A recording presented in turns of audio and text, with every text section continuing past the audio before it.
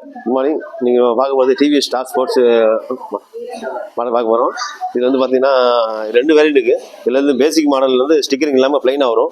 இன்னொரு மாடல் வந்து ஸ்டிக்கர் கூட வரும். இது ஸ்டிக்கர் இல்லாத மாடல் கொடுத்த மாடல் வந்து ப்ரைஸ் பார்த்தீங்கன்னா ரொம்ப கம்மியான விலையில் எக்ஸல் ரேட்டுக்கு ஈக்குவலாக வந்து நம்ம கம்மியான விலையில் கொடுத்துருக்காங்க இந்த டிவிஎஸில்.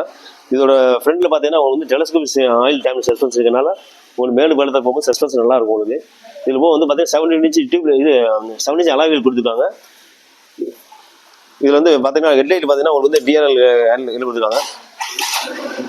இதோட ஹெட்லைட் வந்து பகலில் லைட் எரிஞ்சிட்டே இருக்கும். இதனால் என்னென்னா உங்களுக்கு வண்டி வரதும் ஈஸியாக தெரிஞ்சுக்கலாம் உங்களுக்கு.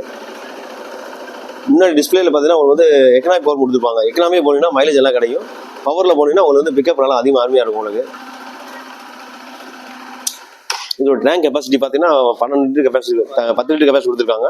இது ரிசர்வ் பார்த்தீங்கன்னா 1.5 லிட்டர்ஸ் ரிசர்வ் இருக்கும். ரிசர்வ் வந்து உடனே லோக்கல் இண்டிகேட்டர் அங்கேயே காமிச்சிரும். அதுபோக வந்து ஒரு மால்பெக்ஸ் இண்டிகேட்டர் கொடுத்துருப்பாங்க. இது வந்து ஸ்டார்ட் பண்ணவே ஆட்டோமேட்டிக்காக வந்து அந்த இண்டிகேட்டர் வந்து ஆஃப் ஆயிடணும். ஸ்டார்ட் பண்ணக்கப்புறம் எரிஞ்சிட்டே இருந்துச்சுன்னா வண்டியில் ஏதோ கம்ப்ளைண்ட் காமிச்சிடும்.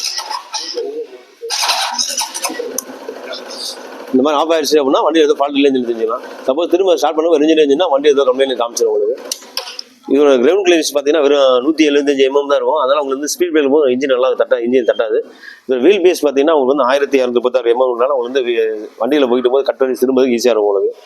பேக்கில் பார்த்தீங்கன்னா உங்களுக்கு வந்து 5 ஸ்டெப் அட்ஜஸ்டபிள் சேகப்ஸ் இருக்கனால உங்களுக்கு மேடு படுத்தும் போது சஸ்பென்ஸ் இந்த மாதிரி அதிகமாக வெயிட் ஏற்றும் போது உங்களுக்கு சஸ்பென்ஸ் நல்லா இருக்கும் உங்களுக்கு. கியர் வந்து இல்லை 4 ஸ்பீட் கியர் இருக்கும். இல்லை இதோட டார்க் பார்த்தீங்கன்னா 8.7 டார்க் இருக்குது.